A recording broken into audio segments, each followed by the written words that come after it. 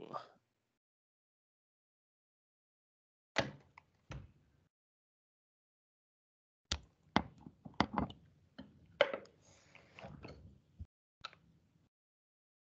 Já está a gravar, não já?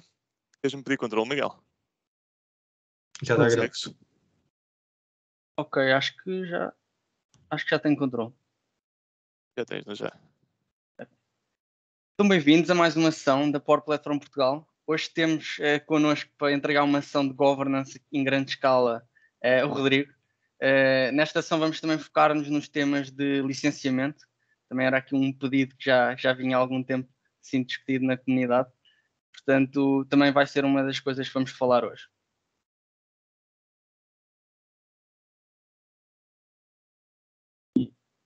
Ok. Portanto, a agenda, vamos começar por um pequeno welcome e quick update. Depois então vamos falar das novas notícias e anúncios que surgiram. Hoje foi um dia bastante aqui com muita movimentação e muitos anúncios a aparecer devido ao Ignite. Depois então o Rodrigo vai fazer a sessão de Governance at Scale e depois por fim também aqui um tempo para Q&A e para feedback e para também trocarmos aqui algumas impressões. Ok, a equipa vocês já conhecem. Os nossos canais, portanto temos o nosso canal de Meetup, que é onde podem saber quando é que vão ser os Meetups e inscreverem-se nas próximas sessões. Temos o LinkedIn também, para onde podem seguir algumas notícias que nós vamos pondo e também porem-se a par do que vai acontecendo na comunidade. Temos o GitHub, para local onde se quiserem também adicionar algum conteúdo, podem também fazê-lo. Temos o canal do YouTube, se quiserem recuperar alguma sessão. Portanto, todas as sessões ficam gravadas e nós depois publicamos no canal do YouTube. E por último, temos a nossa equipa do WhatsApp. Neste canal do WhatsApp vocês podem também participar, partilhar notícias. Às vezes também surgem algumas discussões sobre novas features, problemas que estejam a ter. Portanto, também façam parte, também ajudem aqui a enriquecer a nossa comunidade.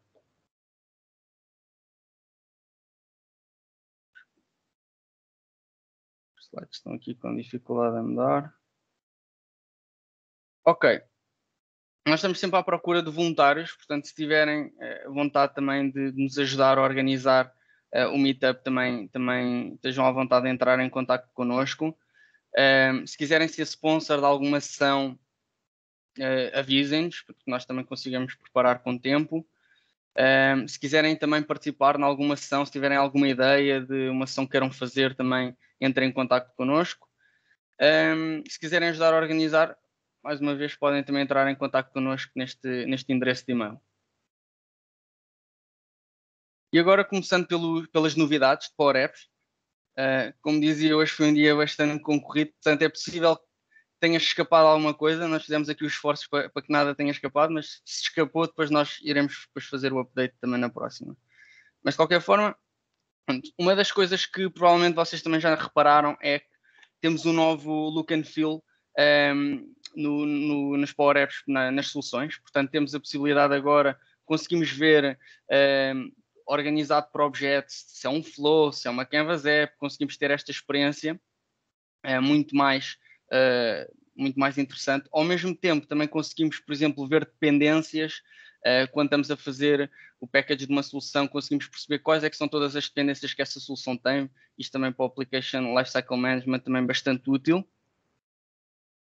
De seguida, temos também em GA a possibilidade de utilizar o Custom Help Pane. Portanto, em Model Driven Apps nós tínhamos a possibilidade de criar pop-ups de ajuda para ajudar o end-user durante a sua experiência a navegar pela Power App.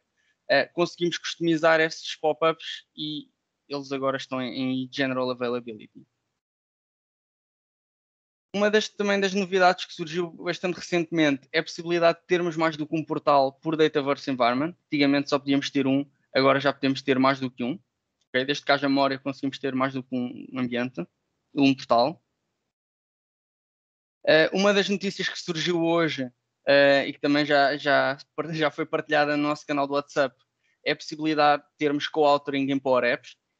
Já tínhamos em Power Automate, falámos no mês passado, e agora temos também a possibilidade em Power Apps.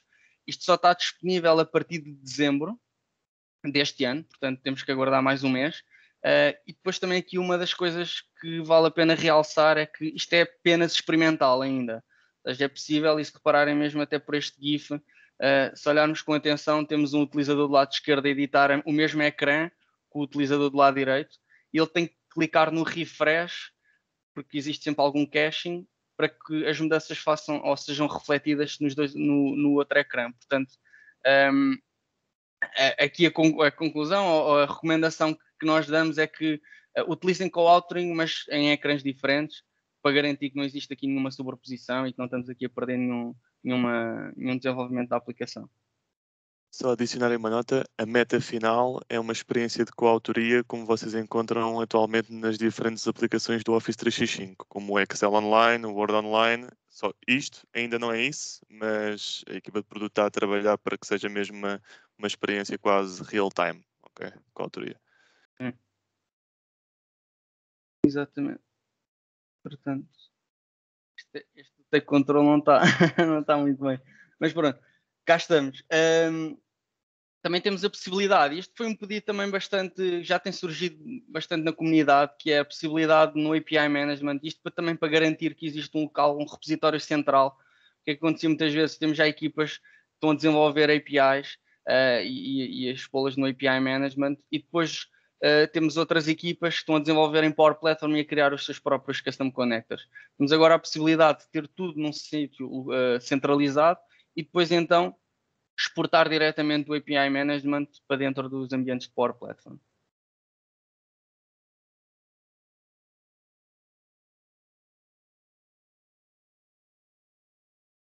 Outra das novidades que surgiu hoje é a possibilidade de termos, nós já sabíamos que o PowerFX ia ser open source, mas agora já está disponível. Conseguimos encontrar temos já um repositório de GitHub onde já existe, se não me engano, 70 funções já disponíveis.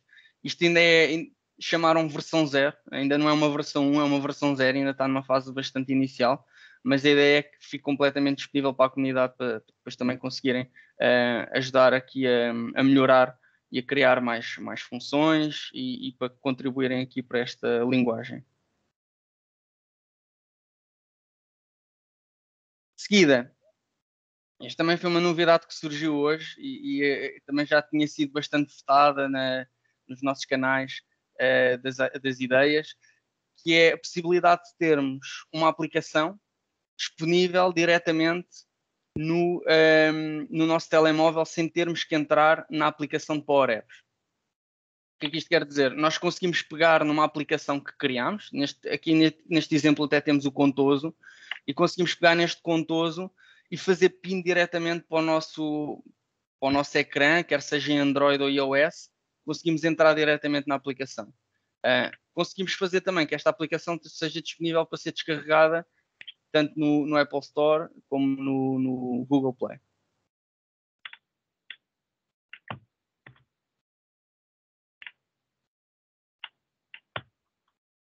Outra novidade que surgiu hoje foi a possibilidade, e nós estávamos a falar no início da reunião, para quem chegou mais cedo, se calhar ainda ouviu um bocadinho da conversa, estávamos a falar deste anúncio da possibilidade de ter Pay As You Go para Power Apps.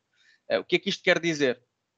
Nós atualmente temos duas opções, ou temos as licenças para user ou para app, mas o que é que acontece? Nós tínhamos sempre que definir a priori se íamos ter 10 pessoas a utilizar a aplicação, 20 pessoas para comprar logo o licenciamento.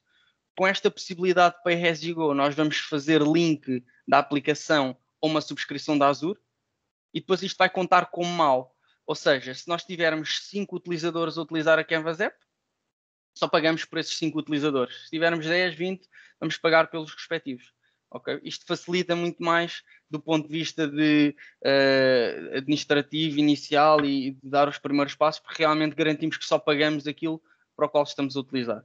Depois toda esta informação de billing fica também disponível no portal da Azure, portanto podemos fazer tracking de quantas pessoas estão a aceder à Power App, quanto é que estamos a pagar, e portanto conseguimos ter acesso a toda essa analítica.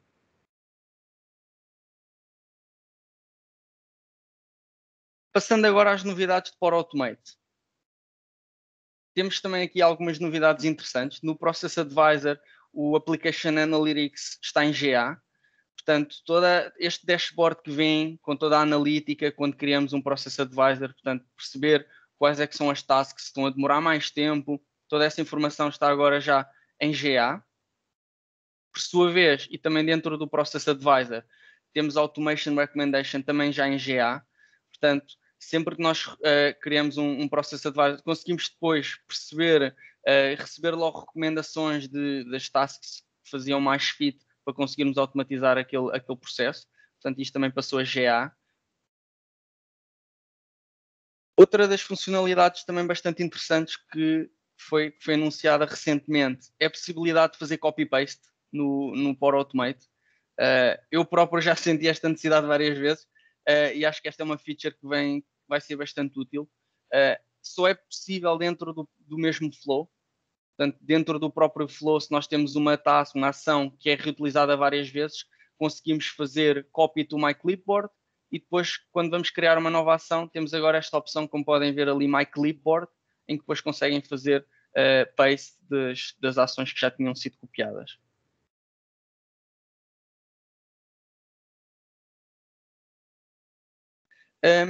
Passando ao Power Automate Desktop, tivemos aqui uma série de anúncios em outubro. Sensitive Variables já está disponível no Power Automate Desktop, isto para fazer a gestão de, por exemplo, passwords, tudo o que fossem variáveis com informação mais sensível, já é possível utilizar de forma a que estas variáveis não fiquem depois disponíveis para o end-user conseguir ver o que lá estava. DLPs também já são possíveis no Power Automate Desktop, portanto podemos fazer aqui bloquear a utilização de algumas ações.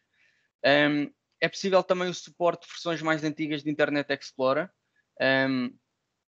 Se não me engano, atualmente só conseguimos a partir da versão 9, agora já conseguimos a partir da 5. Portanto, introduzimos da 5 à 8 e a 9 em diante já estava disponível. Temos novas funcionalidades de gravar um Excel Workbook para um fecheiro de data XML. E por fim, e esta é bastante importante terem atenção, tudo o que sejam versões mais recentes de Power Automate Desktop.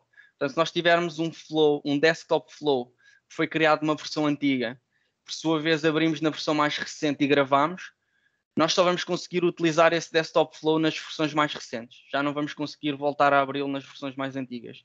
E o mesmo acontece para novos desktop flows que são criados na nova versão, já não vão ser possíveis de ser utilizados nas versões mais antigas. Eu acho que isto é também aqui uma nota bastante importante.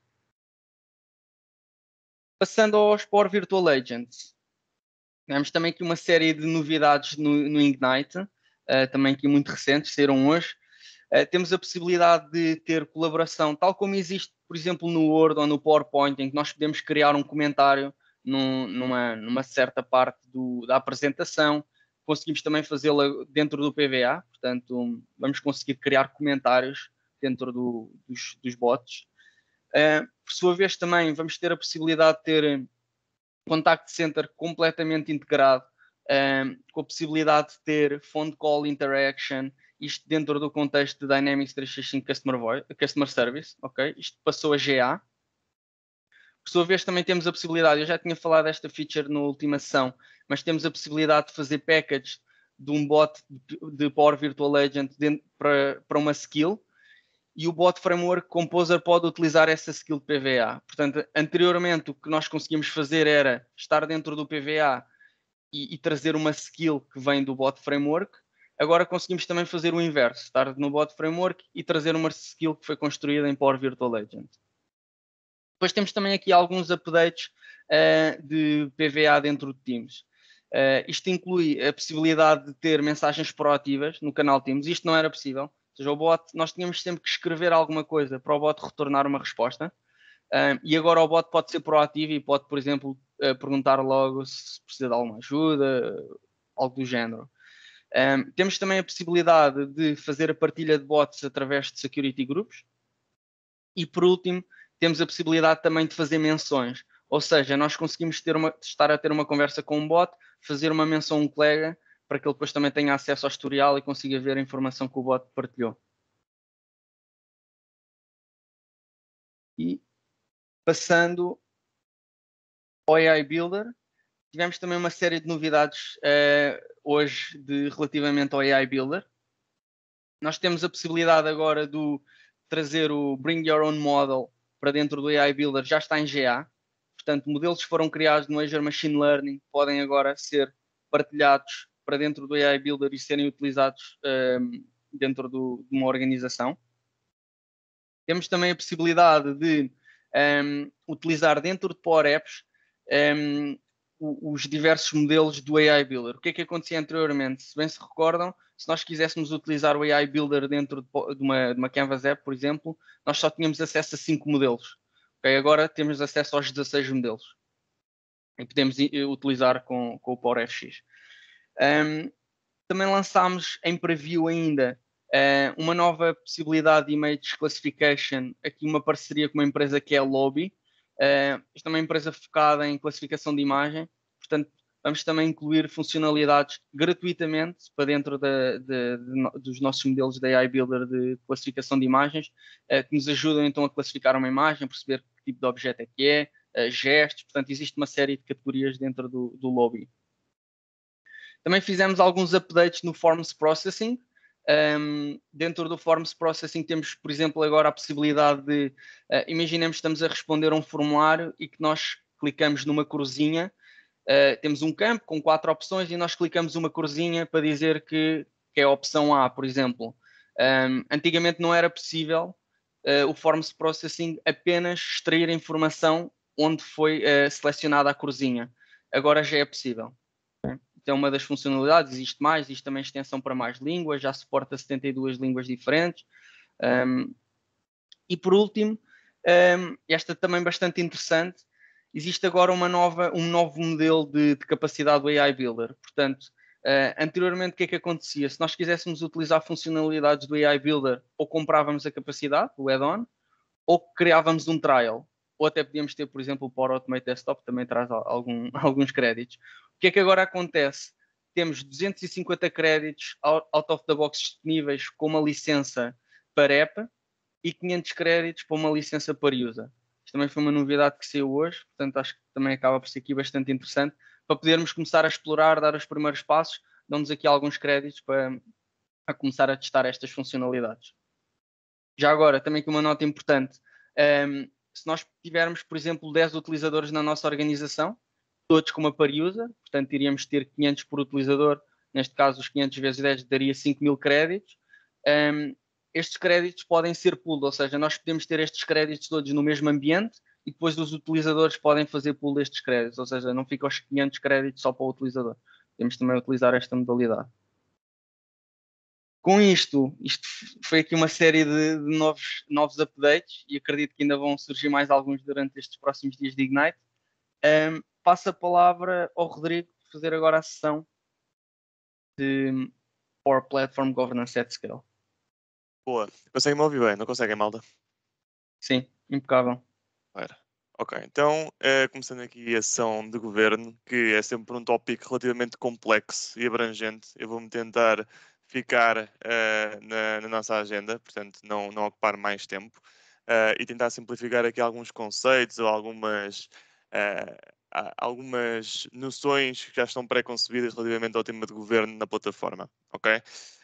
Começando, portanto, de um ponto de vista mais introdutório, só para explicar que, de facto, mesmo do ponto de vista administrativo, há aqui uma separação de responsabilidades. Portanto, quando estamos a falar, por exemplo, do Power BI, há um mecanismo de governo separado da restante Power Platform, ok? Relativamente a todos os outros componentes, quer sejam as Power Apps, a Power Automate, os Power Virtual Agents e os respectivos componentes, portanto, subjacentes, quer seja o Dataverse, portanto, ainda está com a nomenclatura antiga, o AI Builder e os conectores de dados, todos eles seguem a mesma framework de governo e de segurança. Okay?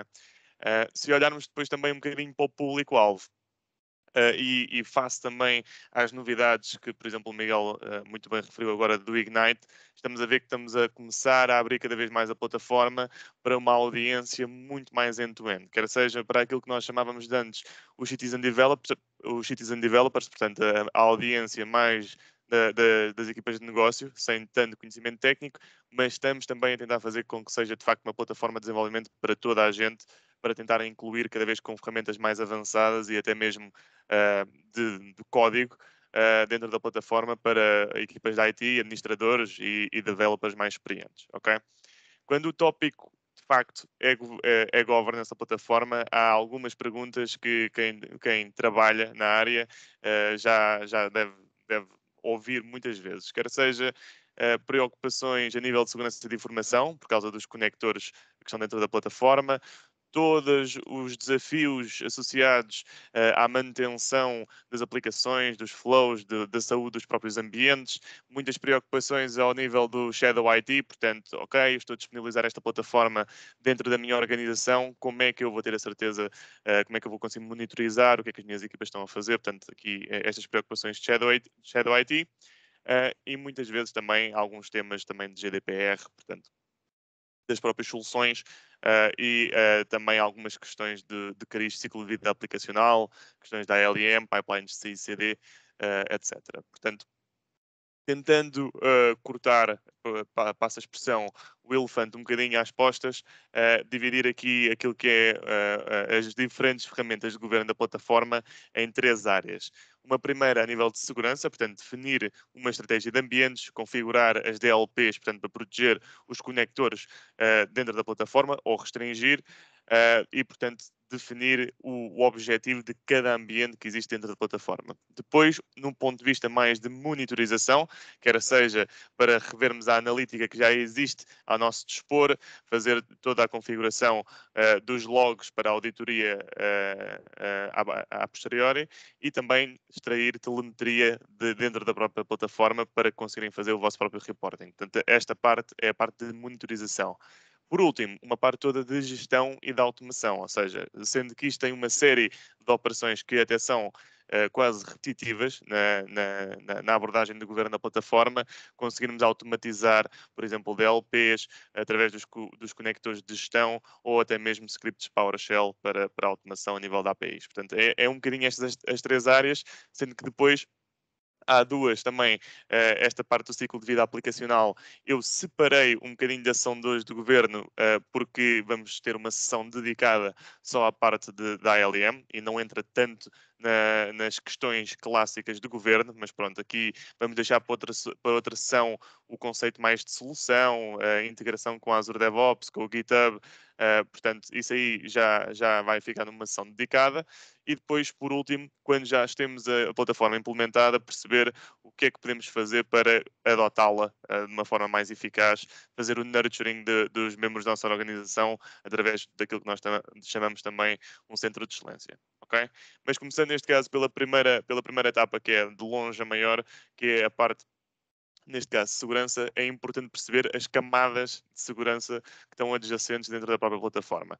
E temos 6 níveis de segurança, ok? Perdoem-me o slide que é muito extenso, mas vamos também percorrer aqui um bocadinho só para terem um bocadinho a ideia. Vamos começar por baixo, neste caso, o footprint, a pegada global que a Microsoft tem a nível mundial com os seus data centers, portanto, a nível de segregação geográfica, a Power Platform existe também no contexto da Cloud Microsoft. Portanto, mais de 50 data centers ao nível mundial, mais de 40 idiomas e suporte também para clouds nacionais, ok? Depois, todo o controle de acesso ao nível do tenant. Portanto, está nativamente, como qualquer solução Microsoft, está nativamente integrada com todo o sistema de gestão de identidade da Azure AD, ou seja, tudo o que é mecanismo de controle de identidade, gestão de acessos, é aprovisionado também através da Azure AD, portanto, todos os utilizadores estão a consumir os recursos da plataforma no contexto do seu próprio tenant. O que é que isto significa? É possível configurar políticas ao nível da Azure AD, quer seja de acesso condicional, quer seja de timeouts, também respeitando aos componentes da Power Platform, quer sejam as Power Apps, o Power Automate, o que seja. Depois, a parte dos ambientes, ou seja, e aqui os ambientes devem ser vistos como containers para as vossas aplicações ou para os vossos flows. Para quem já está habituado a trabalhar no Power BI, ok? Normalmente as pessoas começam no Power BI, é um conceito muito semelhante àquilo que é um workspace ou um ambiente de trabalho de um Power BI, que também serve como container para alojar relatórios e datasets. Aqui um ambiente serve para alojar, por exemplo, entidades de Dataverse, aplicações ou flows, ok? E aí também podem ser segregados por importância ou por objetivo. Dentro de cada ambiente, e claro, um ambiente pode ou não ter uma instância do Dataverse assignado, e a partir do Dataverse é possível configurar sistemas de configuração de perfis e de acesso a dados extremamente ricos, ok? Não vou entrar em detalhe também aqui nesta parte, porque senão iria ultrapassar o tempo, mas só para perceber que o Dataverse, de facto, uma das grandes vantagens que permite é de facto essa configuração de perfis e de gestão da autorização e de acessos às fontes de informação, às entidades do próprio Dataverse. Depois, uma camada de segurança e a penúltima ao nível de segurança de conexões e DLPs. Portanto, a partir das centenas de conectores que existem, conseguirmos de facto bloquear certos conectores ou segregar por nível de importância os conectores que existem na plataforma. E por último, o nível mais primário a nível de segurança, ter os privilégios do utilizador para aceder aos recursos da Power Platform. Portanto, se o Miguel ou se o Ricardo fizerem uma aplicação, eu só a vou conseguir utilizar se eles partilharem comigo essa permissão, ok? Portanto, isto vai desde a pegada global, portanto, ao nível de segurança da cloud Microsoft, até à partilha ao nível de recurso. Portanto, isto é uma maneira mais leve de ver todas as camadas de segurança que estão aqui um bocadinho adjacentes. Se começarmos, de facto, pela primeira, temos todas as medidas de segurança ao nível de acesso e isolamento dos próprios tenants, ok? Portanto, quando estamos a falar de bloqueio ou de controle de permissões e de acesso à Power Platform, podemos também fazê-lo a partir deste acesso à Azure AD, em que posso definir políticas de token da Azure AD ou até mesmo refrescar, pedir para atualizar estes tokens e definir políticas de acesso condicional. Por exemplo, eu quero que o utilizador da minha organização ou os utilizadores da minha organização só consigam aceder aos componentes da Power Platform baseado no security group em que se encontram, ou no device em que estão a aceder, ou até mesmo na localização geográfica. Isso é tudo um conjunto de políticas que é possível fazer ao nível portanto, destas configurações ao nível da Azure AD. Uma das coisas que também está em private preview agora, em public preview agora, salvo erro até, é a capacidade de definir no próprio tenant controles de exfiltração de dados. Portanto, eu se quiser que os meus utilizadores construam soluções na Power Platform, mas que não comuniquem com outros tenants, é possível fazê-lo. Quer seja bloquear nas duas direções, portanto, eu não quero que comuniquem com fontes de dados que se autentiquem na Azure AD a partir de outros tenants, ou posso querer só que se conectem numa trajetória outbound, portanto, da minha organização para outra, ou até mesmo de outra organização para a minha. Portanto, aqui há várias opções na configuração. Aqui o exemplo que está aqui a ver é eu bloquear por completo a comunicação entre tenants diferentes de Power Platform, ok? Depois posso simplesmente bloquear, neste caso estamos a utilizar o exemplo de duas empresas fictícias, a Contoso, que já é conhecida da casa, e a Fabricam, ok? Eu posso dizer simplesmente que eu, Contoso, proíbo alguém se conectar a sistemas de Fabricam, mas porque tenho determinado use case em que eu assim necessite, eu quero que os utilizadores da Fabricam se consigam conectar às fontes de dados do meu tenant através de credenciais Contoso. Claro que precisam ter sempre as credenciais, mas mesmo que tenham, eu posso fazer este bloqueio, ok? Com este nível de granularidade que estão a ver aqui, conforme se é inbound ou outbound, ou até mesmo permitir qualquer tipo de ligação entre tenant, ok? Eu fui incluindo, como isto é de facto uma sessão bastante teórica, um bocadinho pesada, eu fui incluindo aqui algumas demonstrações só para conseguirem mapear um bocadinho o conceito à funcionalidade. Portanto, todas as atividades, neste caso, ele ativou a proteção entre tenants e está a tentar conectar-se numa Power App a um SharePoint externo, portanto, fora do próprio tenant. Ele vai pôr aqui o site e o que dá, de facto, é que aparece um erro em que há uma política de isolação de tenants que foi configurada ao nível do centro de administração, ok?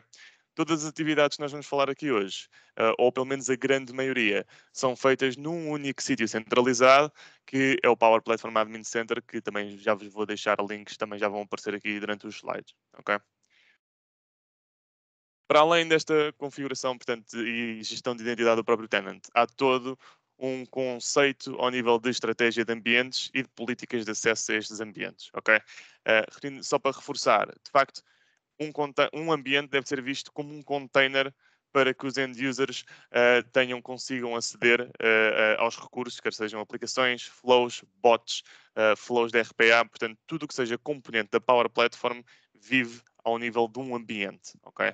Sendo que os utilizadores que vão interagir com essas aplicações podem só ver ou consumir as soluções que estão nesse ambiente ou podem ter um papel preponderante também nesse ecossistema, como developers, por exemplo, ou como administradores. Aqui há alguns factos importantes de internalizar também. Um ambiente está sempre conectado a uma localização geográfica. Ou seja, por isto é que, ao nível de aprovisionamento, compensa aprovisionar em um ambiente que esteja mais próximo da vossa organização, ao nível do contexto geográfico, a menos que tenham algum requisito de segregação de dados ou de GDPR. Há 7 tipos de ambiente diferentes. Eu, por acaso, quando vi isto escrito, até fiquei impressionado porque eu não estava a contar 7 tipos de cabeça, mas de facto há 7 tipos de ambiente diferentes e cada ambiente tem um ambiente do tipo default, ok? Só para mapear o que eu estou aqui a dizer, o default é o ambiente que existe em todos os tenants, é o que existe, é o que deve ser e que a própria Microsoft também recomenda que seja renomeado como ambiente de produtividade pessoal. Deve ser aquele que tem as políticas de DLP mais restritas, ok? E deve ser visto quase como uma pequena sandbox onde toda a organização pode experimentar, fazer pequenos flows, pequenas aplicações, pequenas coisas que não impactem, que não tenham impacto, ok? Depois temos aquilo que nós chamamos um ambiente de produção, e aí já é um ambiente cujo uso visa ser o consumo de soluções de negócio, portanto, que sejam críticas, e é aí que, portanto, é neste tipo de ambientes que nós devemos alojar as nossas aplicações ou as nossas automações, das quais sejam críticas para o negócio. É este o tipo, é este o tipo de ambiente necessário para termos uma implementação real, portanto, objetiva de Power Platform. Ao nível de sandbox, é o que é utilizado neste caso para desenvolvimento e para testes, portanto, separado da produção. Os ambientes de trial são ambientes que têm as capacidades premium da plataforma que expiram passado 30 dias, portanto, limitados a um utilizador, que é para os utilizadores testarem ou fazerem o que seja necessário. Temos um ambiente de developer, que é criado através do Community Plan, e eles são um ambiente que são especificamente dedicado para desenvolvimento por parte desse mesmo utilizador. Portanto, se estivermos a trabalhar, a desenvolver, não podem partilhar as aplicações ou as soluções que são feitas nesse ambiente. É só mesmo para desenvolver e para tirarem proveito das capacidades premium.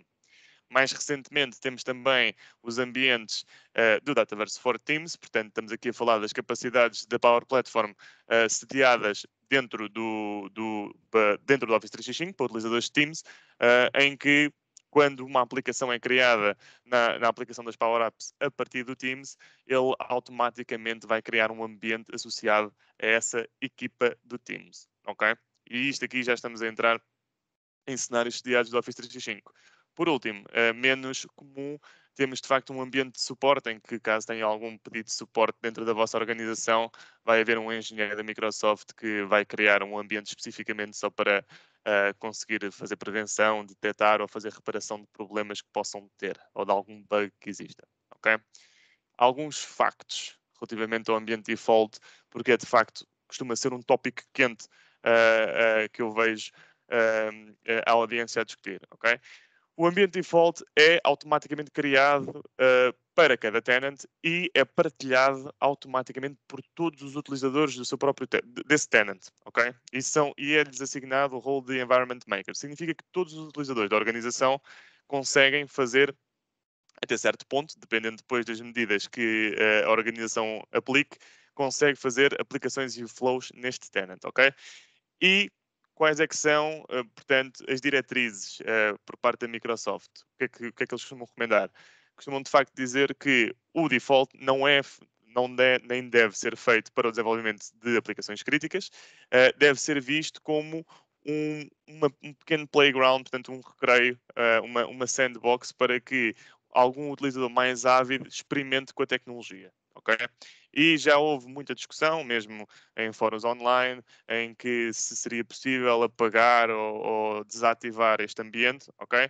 E aqui a equipa de produto da Microsoft foi muito concreta na sua resposta e disse que, de facto, não iria permitir que apagar este ambiente porque ia contra a filosofia também da própria plataforma, que é deixar os utilizadores experimentarem um pouco a tecnologia, porque de facto estão a dar os mecanismos para que seja uma experiência muito pouco diferente do que um utilizador criar um documento de Excel. Pronto, é um bocadinho isso que temos que ver aqui na visão daquilo que é chamado o ambiente default ou de produtividade pessoal, ok?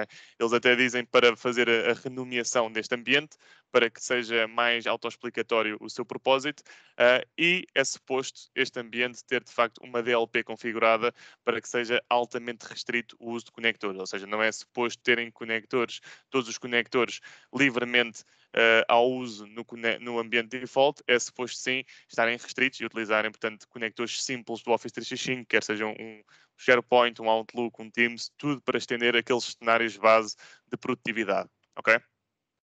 Ao nível de uma estratégia de ambientes, isto aqui é uma checklist de segurança, ou seja, em qualquer tenant Power Platform é importante, normalmente cá no contexto português, em que as organizações são ligeiramente mais pequenas, normalmente há um administrador de Power Platform, quando estamos a falar de facto de organizações muito grandes que já têm fábricas de desenvolvimento em Power Platform, podemos estar a falar de uma equipa de administradores, ok? Da plataforma, em que vamos estar a assignar os nossos administradores com o papel de service admin, ok? Depois, segundo ponto importante, restringir a criação de trials e de ambientes de produção apenas aos administradores. Até temos organizações que desenvolveram com a própria Power Platform mecanismos para pedir a aprovação automática de criação de novos ambientes.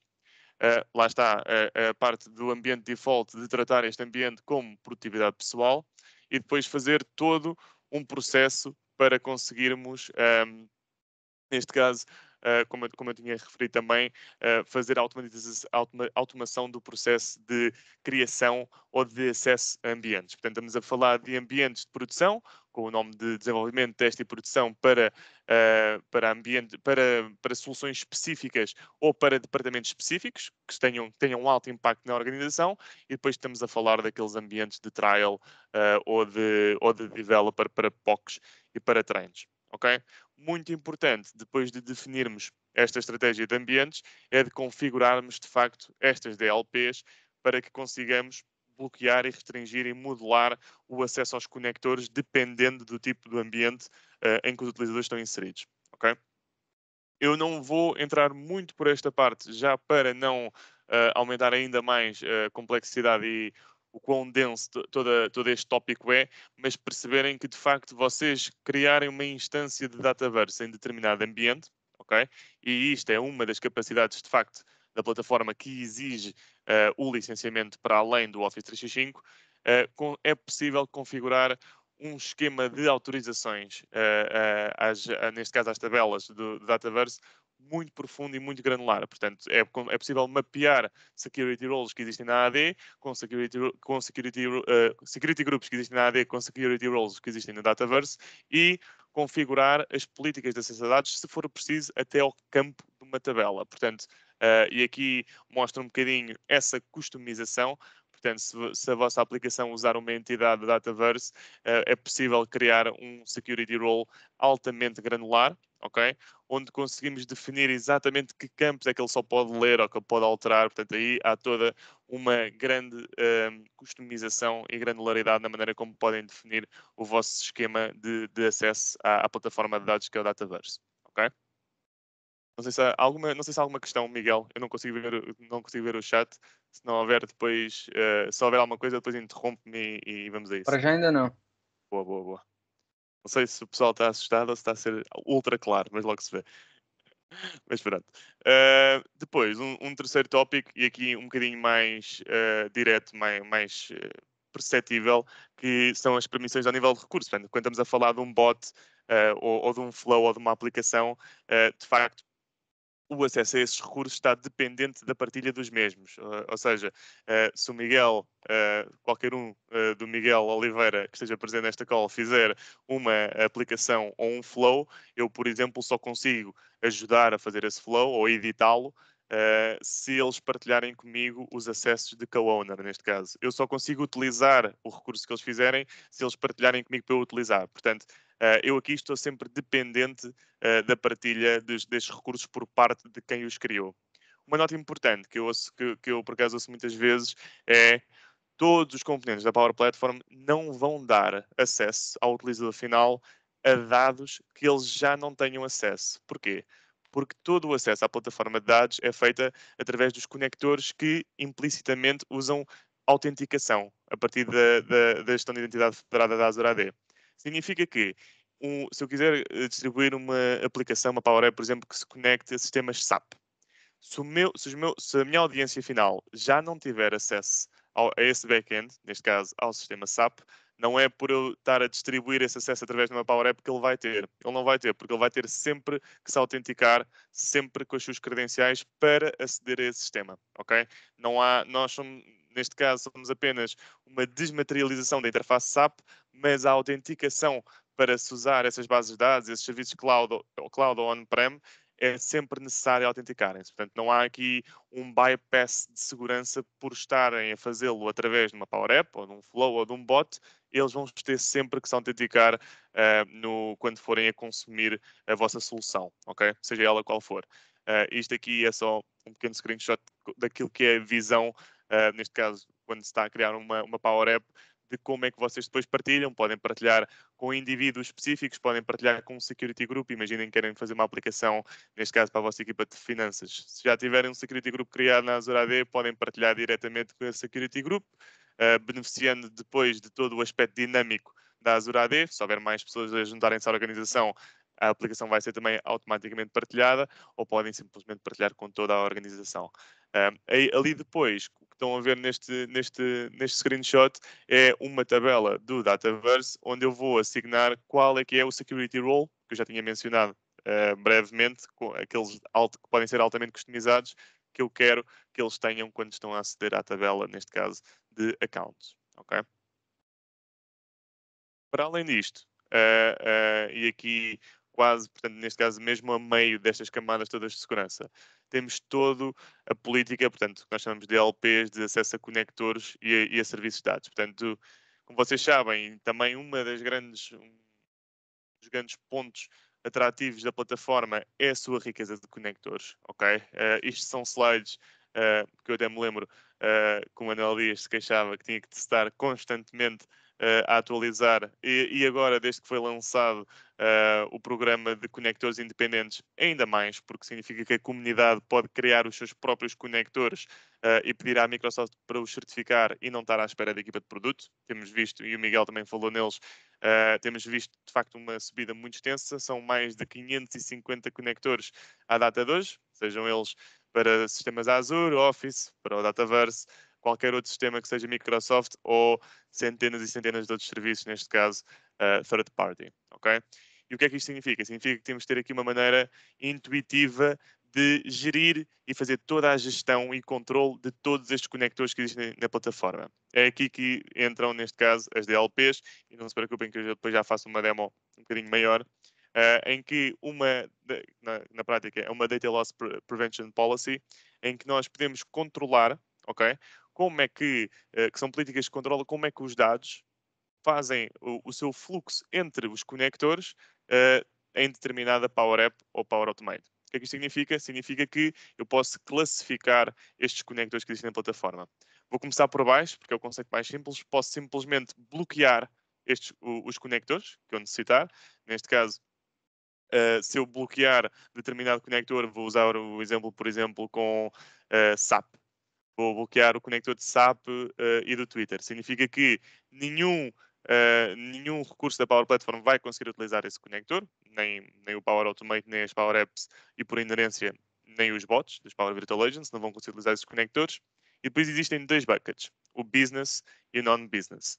Na prática, qualquer independentemente deste grupo, os conectores podem ser utilizados, mas o que é que significa o business e non-business? É uma maneira de segregar a importância ou o impacto destes conectores.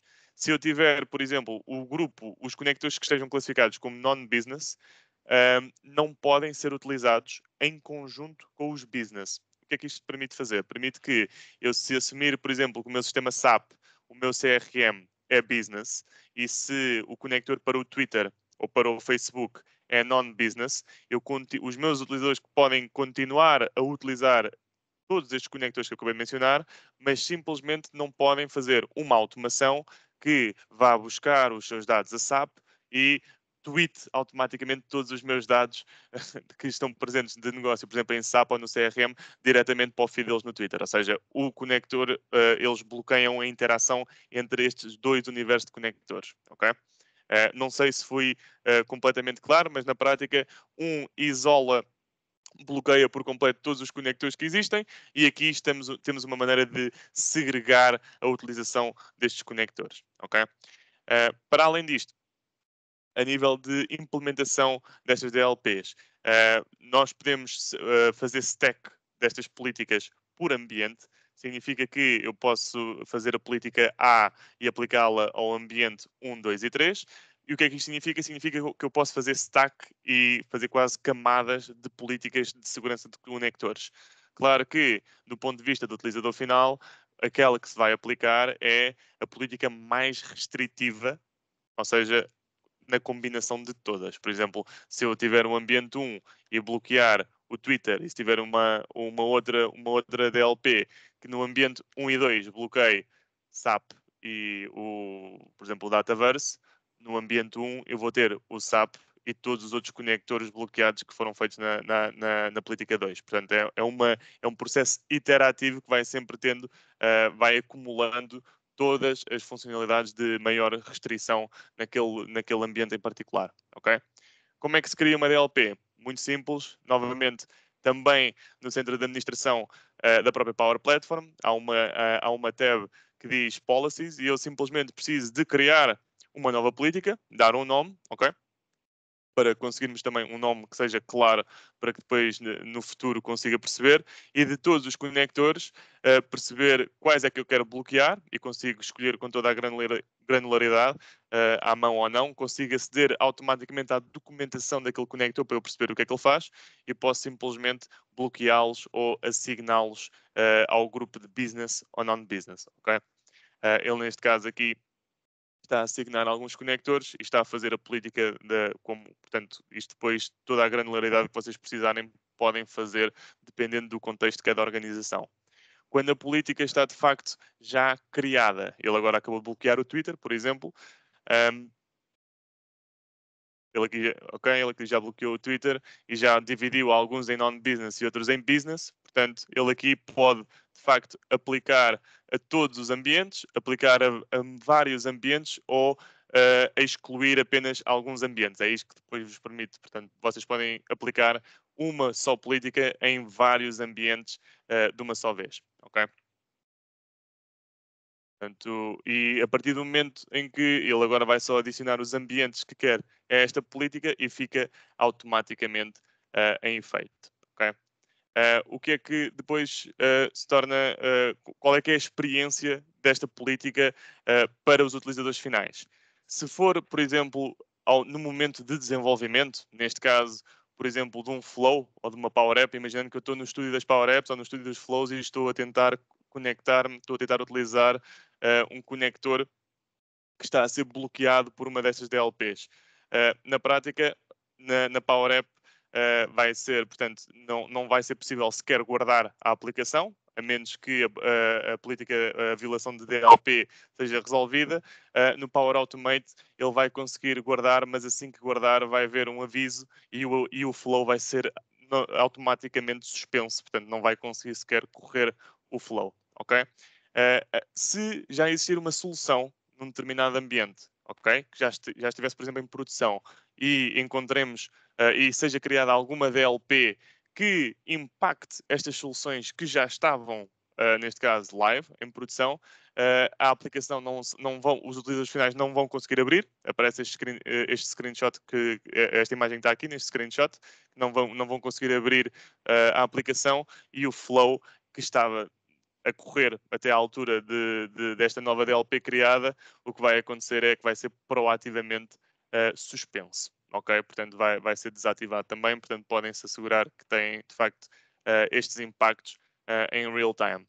Ao nível de conectores, e o Miguel também referiu em meetups passados, continuamos a apostar muito nas capacidades da DLP. Portanto, para além de bloquearem conectores, vocês conseguem ter controlos mais granulares do que podem controlar. Aqui temos o exemplo do Twitter, em que eu quero, por exemplo, bloquear só algumas operações específicas do Twitter. Imaginando que eu estou, por exemplo, no departamento de marketing da minha empresa e eu quero que consigam ter uma automação que está a ler tweets com determinada hashtag.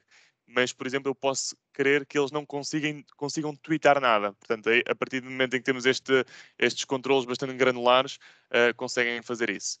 Para além destes acessos granulares ao nível de serviço online, mesmo para bases de dados, é possível configurar o endpoint, neste caso, por exemplo, do SQL Server, da Dataverse, portanto, da Blob Storage. São alguns dos conectores-chave que nós tivemos estes pedidos, e administradores podem configurar o endpoint, neste caso, destes conectores em particular. Ok? Por último, e aqui muito brevemente, porque também não vou entrar aqui numa aula daquilo que é a Gateway On-Prem, mas só para perceberem que, de facto, aquilo que é o mecanismo da Gateway On-Prem funciona como uma ponte para que consigam conectar tudo aquilo que é serviço cloud, portanto, como o Power BI, o Power Automate, as próprias Logic Apps em Azure e as Power Apps, e conectarem-se de uma forma bastante segura e rápida com os vossos dados que estejam on-prem. Portanto, por baixo do capô, a tecnologia que é utilizada é o Service Bus em Azure, e na prática conseguem configurar todas as credenciais, portanto, estão totalmente encriptadas. Ok? A nível de gestão desta Gateway On-Prem, exatamente como tudo o que temos vindo a falar até agora, no centro de administração da Power Platform, conseguem configurar quem é que pode gerir estas gateways, quem é que pode criar novas gateways, quem é que pode instalar. Portanto, aqui conseguem ter num único ponto unificado, controlar também todas as capacidades de acesso a dados on-prem. Okay? Se calhar já estão um bocadinho cansados, mas pronto, eu ainda tenho mais duas áreas principais que queria tocar. Miguel, já agora diz-me só como é que estamos de tempo, pode ser? É que eu por acaso não tenho aqui. São 6. Ainda temos São mais um 6. bocadinho. Ok, boa. Só para também depois dar tempo que eu ainda tenho a parte do licenciamento para percorrer, mas não, acho que estamos bem. Agora, todas estas funcionalidades foram a parte de segurança, ok? Ainda existe quase um combo que é toda a parte de monitorização e gestão da própria plataforma, ok?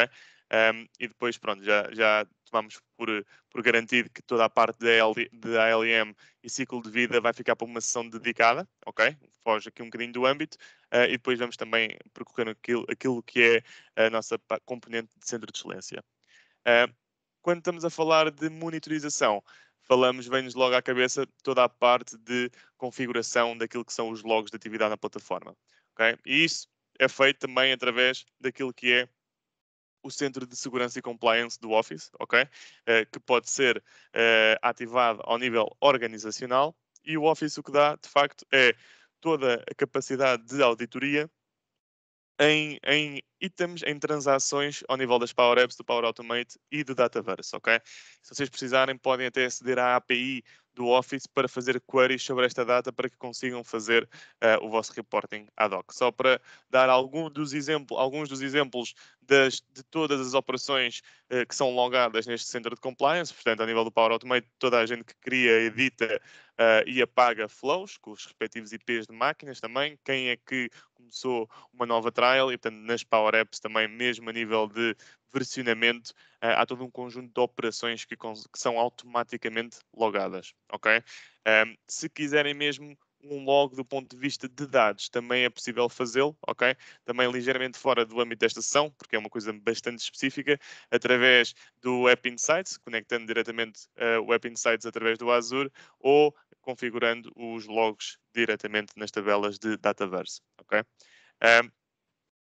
Para além dos próprios logs, é importante perceber que eu vejo muitas vezes que de utilizadores que nem sequer fazem ideia da quantidade de analítica que já existe disponível out of the box na plataforma, ok? E isto é um ponto crucial, quer seja para percebermos a usage, portanto a usabilidade que a plataforma está a ter dentro do contexto da nossa organização, mas também para definir algum progresso, algum roadmap ao nível da adoção da mesma, ok?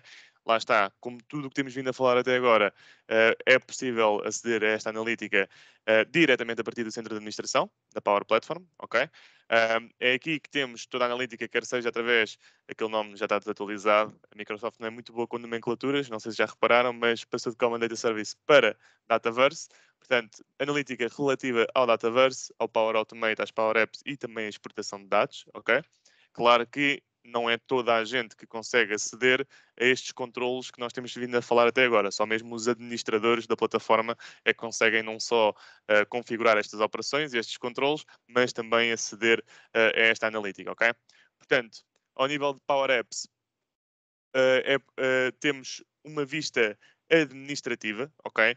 Quer seja, por exemplo, das aplicações que estão a ser utilizadas, da localização geográfica destes utilizadores, erros, performance do serviço, os conectores que estão a ser utilizados. Portanto, muita granularidade ao nível do ambiente e também ao nível do tenant, ok? Que é uma das features mais recentes, mas de antes só conseguiam ter uma visão isolada de cada tenant, ou seja, não tinham uma visão completamente, não é de cada tenant, de cada ambiente, peço desculpa, só conseguiam ver ambiente a ambiente as aplicações e os flows que lá se encontravam, a analítica, agora já conseguem ver de todo o tenant end-to-end, ok?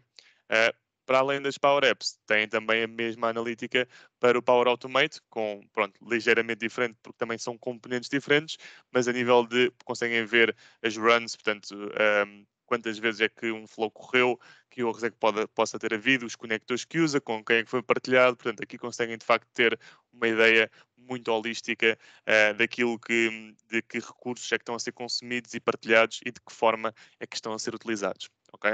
Nós estamos a falar desta analítica, isto é analítica de um ponto de vista administrativo, existe também analítica do ponto de vista do developer, que muitas vezes acaba por ser desconsiderada, mas é extremamente importante porque é a maneira que quem cria e quem desenvolve e quem tenta inovar com a Power Platform é uma métrica em tempo real do seu impacto, quer seja da adoção, portanto consegue perceber, neste caso das aplicações das Power Apps, os utilizadores ativos que têm, a localização dos utilizadores que estão a consumir a aplicação que criou, em que device ou em que browser ou em que tipo de entrada é que as pessoas estão a consumir a sua aplicação e também perceber, portanto, o tempo de vida e o estado da aplicação, quer seja em padrões de erro nas diversas aplicações, perceber um bocadinho, por exemplo, que erros ou que temas de performance é que possa estar a haver também nas aplicações. Muito semelhante, portanto, isto é uma vista do ponto de vista do developer, muito semelhante também no caso do Power Automate, perceber as utilizações da API, quantas execuções é que está a haver por dia, número total de execuções e também ao nível de performance perceber alguns crashes, alguns erros que possa haver por dia e perceber quais os detalhes de um erro específico, qual é que é a fonte do erro, o nome, conseguem ter toda esta analítica de um ponto de vista do developer, que não só a nível de desenvolvimento facilita bastante, mas também ao nível da adoção e da manutenção destas soluções é também um aspecto-chave. Para além de toda esta analítica, é preciso também perceber quais é que são as ferramentas que temos ao nosso dispor para toda a automação que temos na plataforma, porque já devem ter visto, ainda são algumas peças, alguns componentes, se conseguirmos automatizar parte deles, já é muito bom. O que é que isto significa? Significa que tenho ao meu dispor um conjunto de ferramentas para automatizar estas atividades. Okay? Quer seja para fazer reporting ad hoc, quer seja para automatizar, por exemplo, o pedido de ambientes ou automatizar autorizações, é aí que vem um conjunto de de ferramentas que nos conseguem ajudar a fazer isso. Quer seja ao nível de comandos de PowerShell, ok? E também está aqui o link para scripts de PowerShell pré-feitos para atividades mais comuns de administração da Power Platform. Quer seja também os conectores de gestão da plataforma, ok? Portanto, nós temos uma API de administração que pode ser utilizada não só no contexto do próprio PowerShell, mas por developers que percebam de código e consigam programar, consigam interagir com a API de administração da Power Platform, mas para além disso, o que nós fizemos foi pegar nessa API e criar conectores à própria plataforma de gestão. São estes 4, ok? Só administradores da plataforma é que conseguem utilizar estes conectores. E o que é que isto significa? Significa que eu posso fazer, por exemplo, flows ou aplicações que utilizam estes conectores e que me ajudem a automatizar e a fazer todo o streamline das tarefas de governo que eu necessito, ok? Inclusive na página principal do Power Automate, portanto, quando vamos a templates, se nós pesquisarmos, por exemplo, por governance, por alguma keyword, já aparece templates de flows, portanto, de automações que utilizam estes conectores que estão prontos a instanciar e que vocês podem utilizar, ok? Isto agora, de facto, depois pode surgir uma questão, quando temos estas diferentes ferramentas para automatização, quais é que eu devo utilizar? Há algumas que são mais, há ferramentas que são mais apropriadas para certos cenários. Quando estamos a falar de PowerShell, pode ser mais interessante utilizar PowerShell quando estamos a falar de atividades, por exemplo, em bulk. Quer seja para fazer puxadas, apesar de dar para fazer também a partir dos conectores, pode ser mais eficaz fazer através dos scripts de PowerShell, quer seja de fazer puxadas dos números de ambientes, de inventários completos de aplicações e de flows, que são números que podem ser extremamente extensos quando estamos a falar de organizações grandes, quer seja criar em bulk vários ambientes com instâncias de Dataverse ou apagar ambientes, tudo pode ser feito através do PowerShell. Portanto, com os conectores, podemos de facto fazer, por exemplo, a automação dos pedidos de ambientes com um passo de aprovação ou pedir um alerta quando um novo ambiente ou quando uma nova aplicação é criada. Portanto, tudo isso pode ser mais fácil através destes conectores de gestão. Ok? Portanto, estas são as principais ferramentas que temos para automatizar uma grande variedade de atividades de governo dentro da plataforma. Portanto, e aqui conseguimos muito mais rapidamente do que a primeira área de segurança matar a parte de analítica, de monitorização e de gestão aqui num só tiro. Vou agora, portanto, passando esta parte mais do ALM, falar um bocadinho daquilo que nós acreditamos ser um veículo muito interessante da adoção da Power Platform dentro das organizações, que é estabelecer um centro de excelência. Okay? O centro de excelência, para além de um conceito, é também um template criado pela própria Microsoft. Ou seja, e o que é que este template tenta fazer? A nossa experiência foi que não há uma estratégia de governo igual para todas as organizações. Há organizações que, por natureza, são mais restritas, outras que são mais liberais no uso de certas tecnologias, ou seja, não havia uma receita que conseguisse ser seguida por todas as organizações. E o que nós pensámos foi, vamos criar um template, quase um acelerador de diferentes mecanismos, aplicações, automações de governo que depois possa ser facilmente customizado pelas organizações para que possa ser adaptado à sua própria realidade. E foi assim que nasceu aquilo que nós chamamos o COE Starter Kit. E, na prática, o COE Starter Kit não é nada mais nada menos do que um conjunto de aplicações e de automações desenvolvidas na própria Power Platform que tenta ajudar as organizações a governar a própria plataforma e que consigam customizar, de facto, de uma maneira muito granular para os seus próprios propósitos. O que é que isto inclui? Inclui, por exemplo, um relatório de Power BI centralizado, onde podemos, de facto, ter uma overview de tudo o que está a acontecer ao nível de componentes da Power Platform, aplicações, flows, bots, flows de RPA, mais recentemente, ok? Tudo num ponto de vista centralizado, ver que departamentos é que estão a fazer mais aplicações, quais é que são os conectores que estão a ter mais tração. Consegue ter até processo de gamificação no próprio Power BI, perceber quais é que são as aplicações que podem ter mais risco face aos conectores que estão a utilizar e a quantidade de pessoas com que têm partilhado. Portanto, aqui há todo um conjunto de analítica muito granular que conseguem ter. Para além disso, existe todo um componente de nurturing de quando um utilizador acede ao serviço de Power Apps ou Power Automate pela primeira vez, recebe um e-mail de boas-vindas, portanto, a dar as boas-vindas à plataforma com um conjunto de recursos de learning e de onboarding para ele perceber o que é que tem que fazer. Existe também um catálogo de aplicações, que na prática é uma Power App, em que está a fazer o display, portanto, está a mostrar à equipa de administração todas as aplicações que existem dentro do tenant e eles até podem certificar ou promover aplicações diretamente desta aplicação. Existe também outra solução para que consigam, dentro da organização, partilhar templates de aplicações, por exemplo, que um departamento faça e que possa ser reutilizado ou que possa ser útil para outros intervenientes, podem disponibilizar o template neste catálogo, não só para aplicações inteiras, mas também para componentes reutilizáveis, ok? Dentro das aplicações ou até mesmo para automações, para flows. Isto, portanto, isto é de facto um template muito extenso, eu nem sequer estou a mostrar metade dos conteúdos que existem dentro do template do COE. Existe, por exemplo, uma aplicação também para a organização cultivar eventos internos, ok? Portanto, promover hackathons ou App in a Day. Portanto, aqui também vem em linha na estratégia de training e skilling. Portanto, acaba por ser um template muito robusto, com muitos componentes diferentes, mas a parte boa é que é também um template modular. Ou seja, se houver partes do COE que não faça tanto sentido para vocês, vocês não precisam de o adotar. Vocês podem escolher exatamente quais é que são, neste caso, os recursos, as automações, as aplicações que dariam mais jeito no contexto da vossa organização. E agora, muito provavelmente, vocês veem todo este conteúdo que acabaram de levar uma ensaboadela a nível das diferentes ferramentas de governo e começam a pensar como é que eu começo, ou seja, como é que eu começo a aplicar, como é que isto se faz. Já estou um bocadinho mais descansado ao nível das funcionalidades, mas como é que eu começo? Portanto, tipicamente, e isto é algo que nós vimos também de clientes a nível mundial, ok? Estes gráficos são slides que eu acho tremendos, que acho que ajudam mesmo a explicar um bocadinho, porque não existe uma resposta certa. Ou seja, nós tipicamente, dentro da Microsoft, vemos 3 principais caminhos de adoção. Ok? E o gráfico parece muito complexo, mas não é muito. Na prática, isto é só um gráfico que mostra os 50 clientes, portanto, de Power Platform, os 50 maiores a nível mundial. Ok?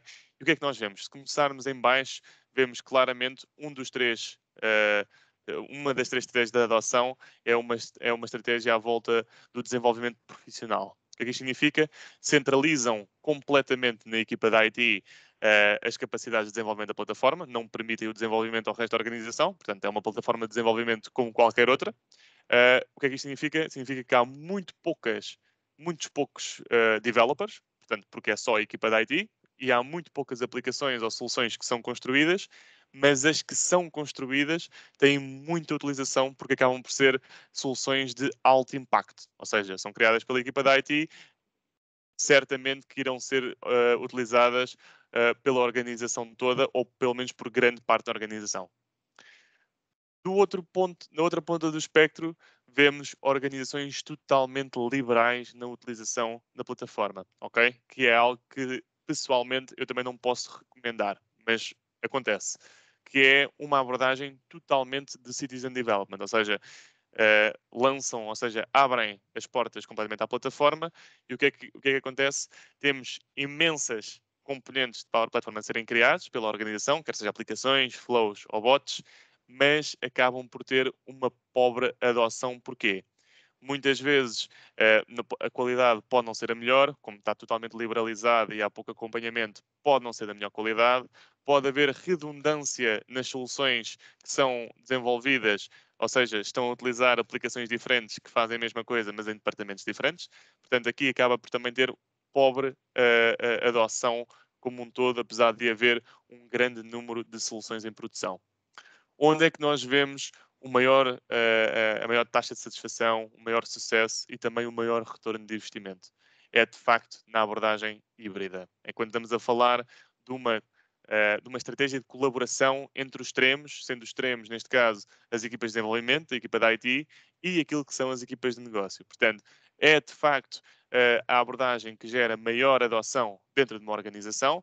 Temos, se for preciso, centralizado e alocado às equipas da IT a responsabilidade de fazer todas as aplicações e as soluções que sejam de alto impacto, portanto, para a organização toda, mas estamos a fazer o empowerment das equipas de negócio para serem autónomas e caso tenham algum problema, algum use case, conseguirem fazer a sua própria solução departamental, ok? É aqui que vemos, de facto, uma satisfação tanto das equipas de IT como das equipas de negócio e o maior retorno de investimento, ok? Isto é um nível de abordagem da adoção. Se olharmos, por exemplo, para a curva de maturidade e um bocadinho a nível funcional, e isto são clientes, portanto, reais, ok? Portanto, o que vocês estão aqui a ver são histórias reais de clientes Power Platform, onde muitas vezes nós vemos que começam a explorar tudo aquilo que é a versão base do Office 365, ok? Portanto, com os conectores standard, com as não, portanto, sem o Dataverse, portanto, às vezes começam a explorar depois o Dataverse for Teams, portanto, muito ainda no contexto daquilo que é a customização de cenários de produtividade, ok? Depois começam a avançar e começam a descobrir ainda mais a plataforma, começam a perceber que de facto consegue fazer coisas altamente sofisticadas, começam a explorar as capacidades do Dataverse, muitas vezes as capacidades de inteligência artificial do AI Builder, ok? E do RPA. Se olharmos para aquilo que é a fase 3, estamos já a fazer um wrap-up para aquilo que é o desenvolvimento profissional. Estamos a começar a incluir conceitos que vêm do mundo do Azure, ok? Quer seja através do APIM, questão da APIs, estamos a falar de funções em Azure em que percebemos que temos de facto aqui um ecossistema end-to-end, onde podemos ter uma colaboração low-code, pro-code e ter de facto uma plataforma para todos os developers.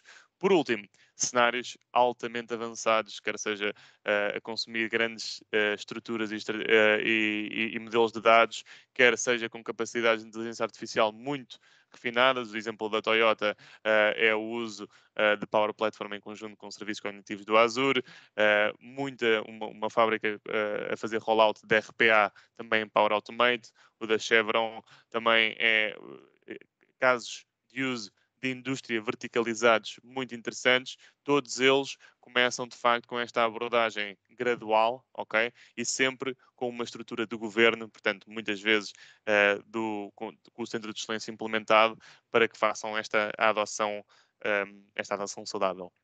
Só uma última curiosidade relativamente ao centro de excelência. Esse template está sempre a evoluir, ok? Não é uma coisa estática. Nós temos uma equipa de engenharia dedicada a fazer a evoluir esse template, portanto, quase com a mesma frequência que saem novos conectores, quase que sai uma nova funcionalidade no centro de excelência.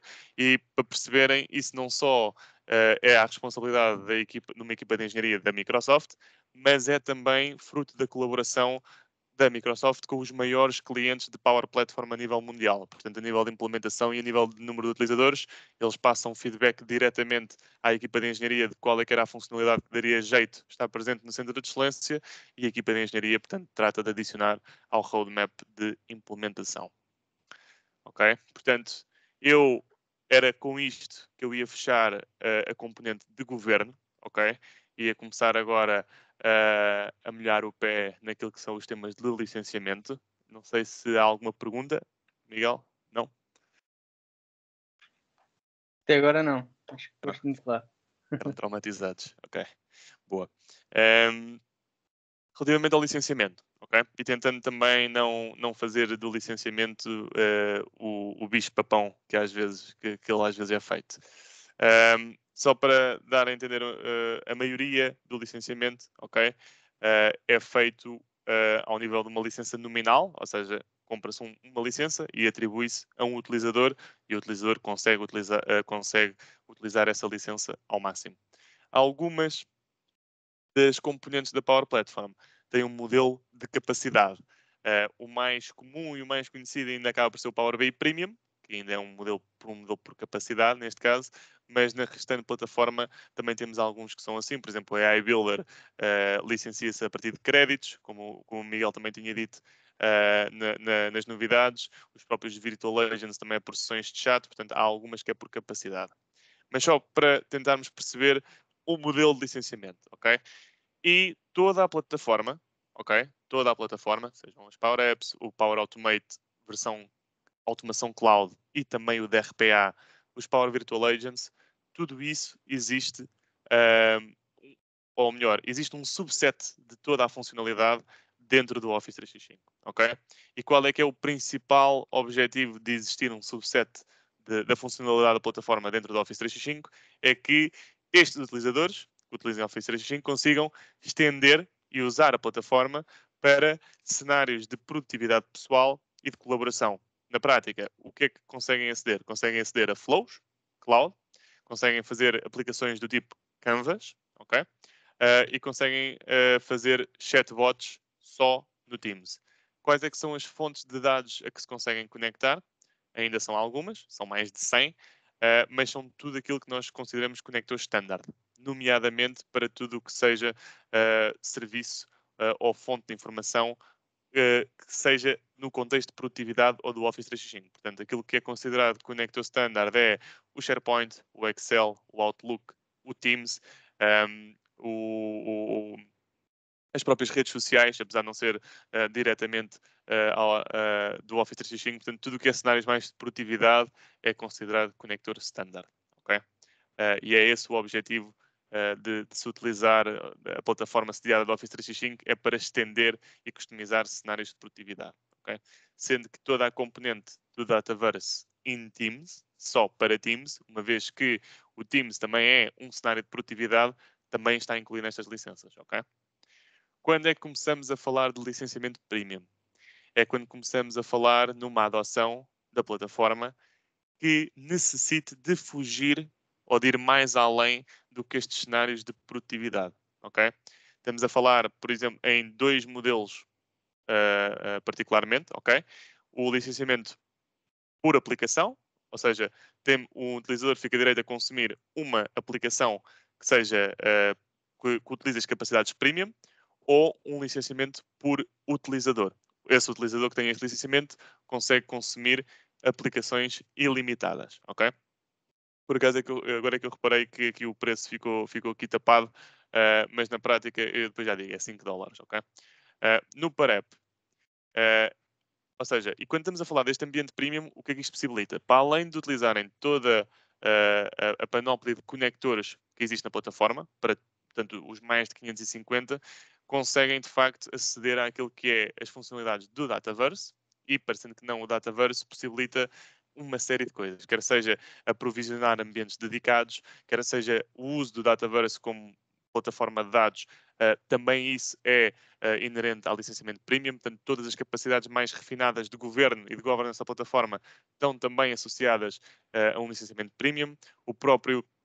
Os outros tipos de aplicações, portanto, no Office 365 as Canvas estão incluídas no licenciamento premium, podemos utilizar as model driven, os próprios portais e o AI Builder, ok? É por aí, é necessário ter este licenciamento premium para utilizar essas capacidades mais refinadas e também para conseguirem fazer os vossos próprios conectores e aceder aos vossos dados on-prem, ok?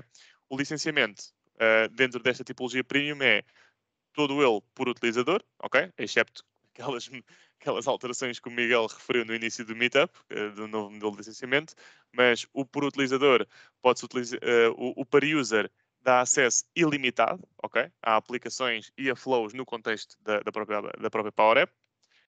E acesso a todas estas funcionalidades a um preço tabelado de $20 por utilizador por mês, ok? E isto é na perspectiva de quem consome e não na perspectiva de quem desenvolve, ok? Depois, o PAREP é só quando tem um caso de uso em particular, que necessite das capacidades premium da plataforma, e se só houver uma aplicação, aí podemos licenciar o PAREP e podem só consumir uma aplicação premium por utilizador, ok? E aqui é $5 por utilizador por mês. Não sei se ficou claro aqui a parte das Power Apps, não sei se há alguma dúvida. Portanto, isto é a parte das Power Apps. Há toda uma outra parte de automação de negócio, ok? Onde também existe um licenciamento dedicado, que é para o Power Automate. Quando estamos a falar, por exemplo, de quando o interesse das organizações não passa por desenvolver aplicações, ok? Porque há esse o caso, olha, eu gosto das Power Apps, mas a versão do Office 365 chega-me, ok? Eu não preciso de aplicações com estas capacidades mais avançadas. O que eu quero mesmo é utilizar esta automação em larga escala, portanto, utilizando as capacidades do Dataverse, os conectores premium, os custom connectors, portanto, mesmo as capacidades de BPM, é por aí que vamos com este licenciamento premium de $15 por utilizador por mês. Se quisermos ter, para além disto, as capacidades de RPA, ok? Que também inclui, como o Miguel também tinha referido nas novidades, as capacidades de Process Mining do Process Advisor, ok?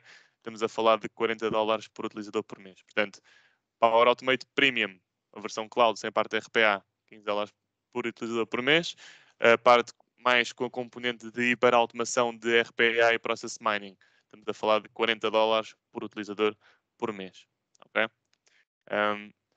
Agora vou mostrar um slide que vai fazer com que todo o resto das pessoas do Meetup se vá embora da reunião, mas isto é só para a vossa referência, ok? Isto é uma boa maneira de esquematizar, ou seja, ao nível de funcionalidade, ok? Que é o que está do lado esquerdo, o que é que cada tipologia de licença dá. Mas o conceito base é isto que nós exploramos aqui, uma versão standard de produtividade do Office 365, uma componente mais aplicacional que já inclui direitos de autoria do próprio Power Automate também por uma aplicação ou para aplicações ilimitadas e uma parte de automação de negócio que inclui automação cloud ou hiperautomação, quer seja automação cloud, process mining ou RPA. Rodrigo, Força, Manuel. desculpa interromper. Só para perceber se foi de propósito, tu aqui não meteste o Power Automate por flow, não é? Mas tens a mesma. Também tens, também Sim. tens, e vê-se mesmo que ainda te lembras da tua escola.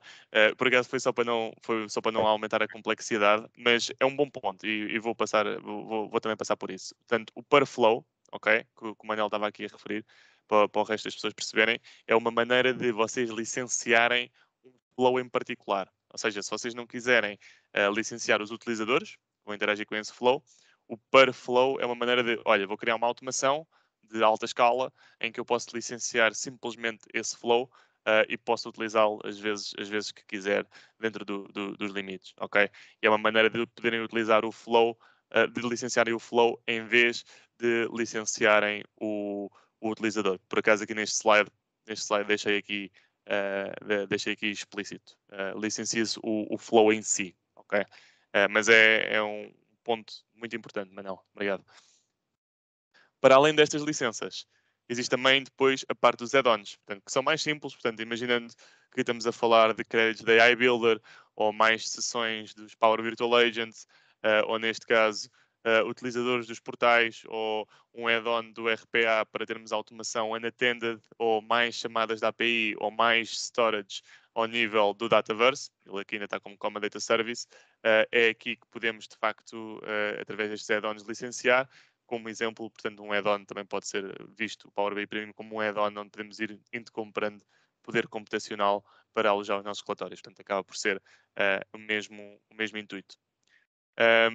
Não sei se há alguma questão adicional. Não sei se ficou claro aqui o tema do licenciamento. Não sei se tinham alguma questão de licenciamento que já tivessem que queiram ver, tentar ver esclarecida. Só aqui uma questão, Rodrigo. Força. Manel. Só aqui uma questão na Power Apps para App Plan. Eu não percebi se era $5 por user ou $5 por app por mês. É $5 por user por mês. Isso dá direito a consumir uma aplicação. Portanto, cada user vai ter que consumir esta licença e só vai ter acesso a uma aplicação. Correto. Ou seja, imagina que tens Okay. uma aplicação, por exemplo, sei lá, de marcação de férias, ok? De uma organização de 100 pessoas. E tu só precisas de licenciar esta aplicação. As 100 pessoas precisariam de ter se fosse esse o objetivo, este plano comprado e assignado, o PAREP. Portanto, precisariam de 100 planos PAREP, cada um deles assignado a uma pessoa, o que ficaria 100 vezes 5, $500 preço tabulado por mês. Mas só poderias usar esse, na realidade. Não podes Só. fazer mais. Essa é a grande diferença. Exatamente, ou seja, tu assignando esta licença, os utilizadores que tenham esta licença só podem aceder a uma Power App que tenha a designação Premium, porque depois eles podem aceder dentro do Standard, dentro do Office 365, ilimitadas, mas do Premium, com este plano, só podem aceder a uma, ok? Se tiverem o per user, podem aceder ilimitadas, mesmo com o Premium. Faz sentido? Eu estava-me aqui a lembrar do Pass Assignment, que eu não sei se é relevante para aqui ou se não. É uma boa pergunta, mas sabes que esse problema deixou de ser um problema a partir do momento em que mudamos o modelo de licenciamento para só uma aplicação. Antes o ok. Pass Assignment, não, mas é um bom ponto. O Pass Assignment, o que o Manuel está a falar, só para o resto das pessoas perceberem, antes o PAREP, porque houve uma alteração de preço em outubro, o PAREP era $10 em vez de 5 e o per-user era 40 em vez de 20, nós reduzimos para metade, e o PAREP o que fazia era dava acesso a dois tipos, dava acesso a duas aplicações. Apesar de se chamar PAREP, dava acesso a duas aplicações e, na verdade, o que aquilo dava era um passe que não se assignava a um utilizador em específico, assignava-se a um ambiente. E se tu tivesses ambientes com esses passos assignados, que tivesses aplicações premium, que quisesses partilhar com alguém que não tivesse licenciamento, tu partilhavas e aquilo ia consumir uma unidade de cada passo, ok? A minha sorte antes desta sessão é que esse modelo, que era desnecessariamente complexo, foi mudado e passou agora só a ser PAREP por uma unidade de aplicação que é muito mais fácil de perceber. Portanto, na prática, agora o que existe é, tens uma aplicação, tens um PAREP, portanto uma licença PAREP, atribuis a um utilizador e esse utilizador consegue consumir uma aplicação com a designação Premium, ok? Ok, obrigado. Nada? Rodrigo, tenho uma questão, Nuno Ricardo. Viva, Nuno. Em relação aos chatbots, aos virtual agents, o que está incluído no Office 365 é a utilização em Teams, ou seja, temos um ambiente Dataverse for Teams e lá construímos os bots, correto? Correto. E daí o único licenciamento que há acima desse é o outro pela quantidade de mensagens. Sim, ou seja... Agora, imagina que eu tenho o chat construído dentro do Teams, mas quero usar Premium Connectors e não quero sair do que é o meu universo de utilizadores Office 365. Certo. Não, é um excelente ponto. Portanto, aqui a diferença qual é? Havendo o licenciamento base dos Power Virtual Agents possibilita publicar o bot dentro do Teams e, através do bot, conectarem-se através dos conectores standard do Office 365. Quando é que é preciso uma licença própria de Power Virtual Agents? Quando ou queremos publicar o bot fora do Teams, quer seja numa aplicação móvel, quer seja num site, ou quando também precisamos que o bot aceda a esses sistemas, portanto, mais empresariais, neste caso através dos conectores premium. Portanto, os conectores premium também são uma das condicionantes para eu apostar no licenciamento standalone, neste caso, dos Power Virtual Agents. Não é uma noção de um per user como há nos outros, no Power Automate e no Power Apps. Não há um per user para bots. Exatamente, ou seja, compra-se a licença base, ok? A licença base tem um pacote já de sessões de chat assignada, certo? E a partir daí podemos distribuir para um número variável de utilizadores, depende sempre da utilização que o bot vai ter, portanto, porque ele tem determinados limites associados. Se houver necessidade de escalar, pode ser sempre, neste caso, comprar um dos add-ons que está disponível na plataforma, que é mais sessões de chat para a licença base do Power Virtual Agent. Certo. Então, obrigado. Rodrigo. Eu tinha também aqui uma questão, Rodrigo. Força. Relativamente aqui à estrutura de ambientes, que há bocado também estavas aqui a apresentar, nós temos 7 tipos de ambientes. Estes planos para user conseguem ser transversais a qualquer um dos ambientes? Eu coloco a questão porque, em alguns dos casos, nós tentamos levar a nossa avante de criar aquela estrutura de ambientes básica e seguindo as boas práticas de desenvolvimento, de produção e por vezes até sandbox quando é necessário e testes. Mas os clientes têm há um bocado de atrito quando nós tentamos explicar o porquê de querer implementar essa estrutura de ambientes, depois ligando aqui com a componente do licenciamento. Como é que nós conseguimos conjugar aqui o licenciamento com a estrutura de ambientes para não consumir aqui demasiados recursos e que não seja necessário para, em alguns casos, ter licenciamento repetido de ambiente para ambiente? Ou seja, e é um bom ponto. Vamos lá ver se eu consigo perceber exatamente qual é, que é a pergunta. Portanto, a versão base do Office 365 acaba por ser muito limitativa naquilo que conseguimos fazer a nível de aprovisionamento de ambientes, por isso é que há sempre aquela conversa dos custos do licenciamento para conseguirmos aprovisionar mais ambientes. Portanto, na prática, com o Office 365 conseguem ter acesso ao default, ao ambiente default, conseguem ter acesso aos ambientes do Teams, que valem o que valem, e conseguem ter acesso àquilo que é os community plans, portanto, os ambientes de desenvolvimento que nenhum deles dá para implementar a estrutura a que estavas a referir, ok?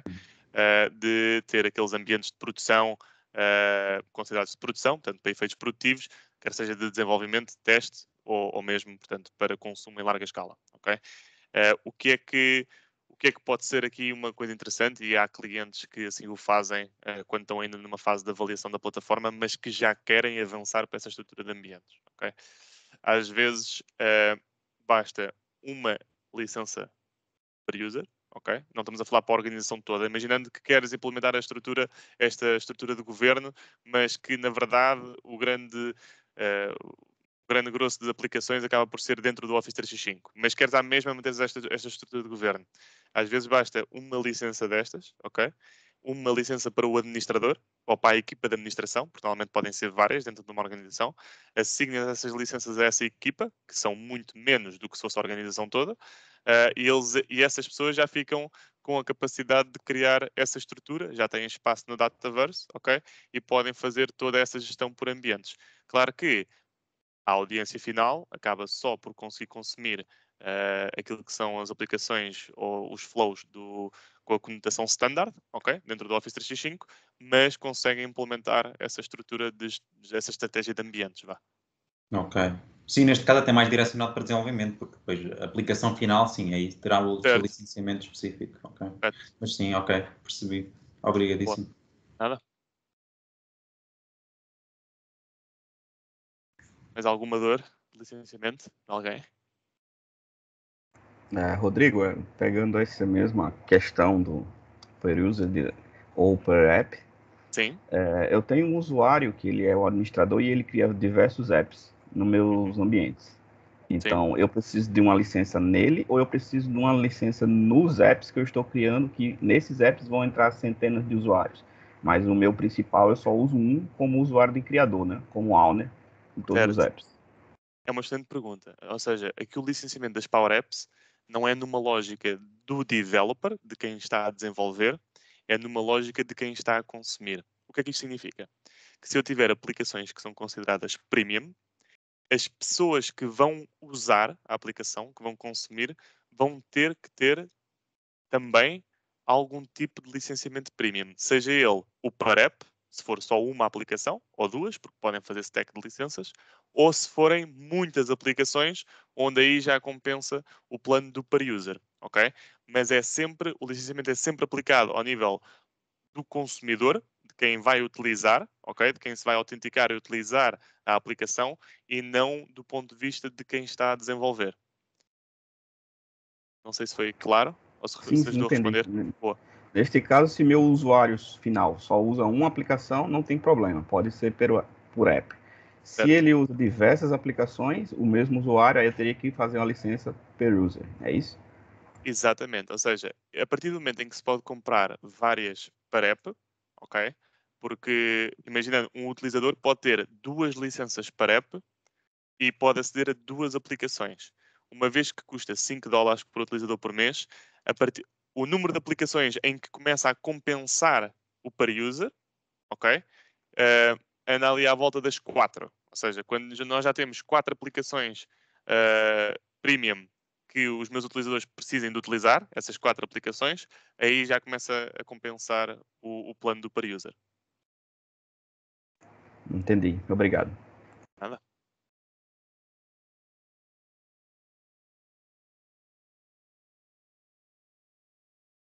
E pronto, não sei se há mais alguma questão.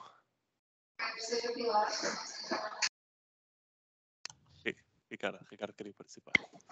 Não. Ia dizer para fecharmos na prática, mas já deu para perceber aqui algumas das dúvidas da malta sobre o licenciamento. Boa. Vou parar a gravação, ok? Força. Miguel, queres fazer aqui então o fecho, já agora? Sim, posso. Pronto, para fechar, reforçar novamente os nossos canais, também já foram aqui partilhados no canal, aqui no nosso chat. Portanto, temos o Meetup, o LinkedIn, o GitHub, o YouTube. Portanto, esta sessão vai ficar gravada. Por isso, depois, se por acaso alguém que conheçam, que também gostasse de assistir, ou que também tenha dúvidas semelhantes, também depois podem partilhar o vídeo que vai ficar no YouTube. Nós depois também pomos no grupo do WhatsApp, assim que o vídeo estiver disponível no YouTube, nós também pomos o link para que toda a gente possa aceder, depois vocês também podem partilhar. E por último também reforçar para quem ainda não está no grupo do WhatsApp também juntar-se. Passando ao slide seguinte, exatamente. Desculpa. Partilhem o vosso feedback. É muito importante para nós, até para voltarmos a fazer. Esta sessão também foi pensada porque havia muitas questões de licenciamento e toda a questão de governo. Portanto, passem o vosso feedback para que nós também possamos fazer as próximas sessões mais adaptadas ao que também vocês querem ouvir. Pronto, e resta-me também agradecer a todos pela presença e vemo-nos daqui a um mês para a próxima Meetup. Obrigado. Boa. Obrigado, malta. O próximo Meetup também vai estar quase a ser anunciado entretanto e vai ser um Meetup muito interessante. Portanto, acho que vão gostar.